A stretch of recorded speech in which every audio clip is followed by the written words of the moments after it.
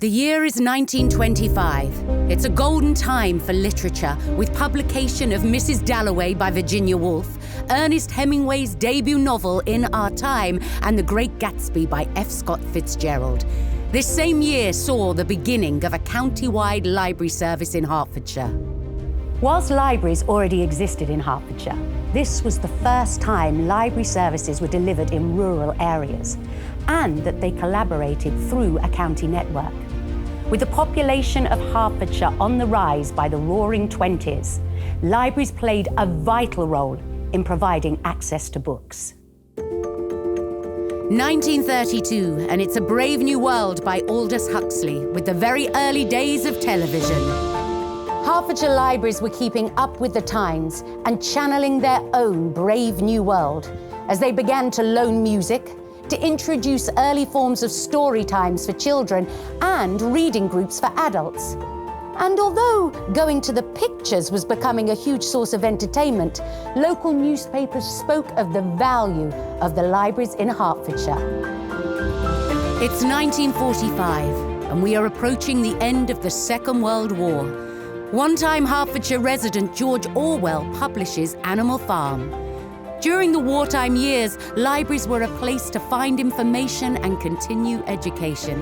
They were a place to gather and see others, and in this way were a lifeline for many. At this time, Hertfordshire's acting county librarian recorded the following. This, the last wartime report, is mainly a record of holding on. There has been only a nibble here and a nibble there, but it is confidently hoped that in the near future, it will be possible to take a large bite at all the development schemes which have been held over until after the war. The country was also holding on and hoping to see sons, brothers, husbands, and of course, fathers return home. It's 1952, and this decade sees the release of films that will entertain young and old for decades to come. The country watches as Queen Elizabeth II ascends the throne, whilst future classic The Borrowers by Mary Norton, first printed in Letchworth Garden City, is published. In this same year, Lorna Pauling arrives in Hertfordshire as the first female county librarian and the first woman president of the Library Association. Miss Pauling went on to influence libraries throughout Europe and beyond. And here in Hertfordshire, her impact was profound, as she worked tirelessly to enhance the library's offer for children. It's 1969, and America has put a man on the moon. Hertfordshire libraries took their own giant leap in the early 60s by adopting the very latest in book lending technology, photocharging. The same year that mankind set foot on the moon, Eric Kyle publishes The Very Hungry Caterpillar. In the light of the moon, a little egg lay on a leaf. The year is 1977, and Stephen King's The Shining hits the bookshelves, and Star Wars hits the cinemas, introducing everyone to a galaxy far, far away, but actually filmed a little closer at Woodbury Studios in Hertfordshire. Hertfordshire libraries expand with the addition of libraries that were previously working independently. Libraries were busy outside of their buildings too, delivering what is known today as the Home Library Service, ensuring that the whole community could access and enjoy books. In the 80s, we're all about big shoulder pads, big hair, and big personalities. During 1985, Hertfordshire libraries celebrate their Diamond Jubilee. Max Broom, Hertfordshire County Librarian, wrote, Whatever changes and innovations the future may bring, we will be ready for them, and will aim to make them as essential as part of the community as libraries are today. It's 1989, and Remains of the Day by Kazuo Ishiguro is published. And Tim Berners-Lee is starting to invent something called the Internet, an innovation that will probably never catch on. And for the first time, computer use was made available to the public via their local libraries. It's 1997. Dolly the sheep has been cloned. Arundhati Roy publishes The God of Small Things, and a children's phenomenon begins with a certain wizard named Potter. In this same year, Hertfordshire Library's very own phenomenon takes off, as the first baby rhyme time session is enjoyed. And we also saw the very first summer reading challenge, keeping children reading over the summer holidays. Oh, and the internet proves to be more than just a fad.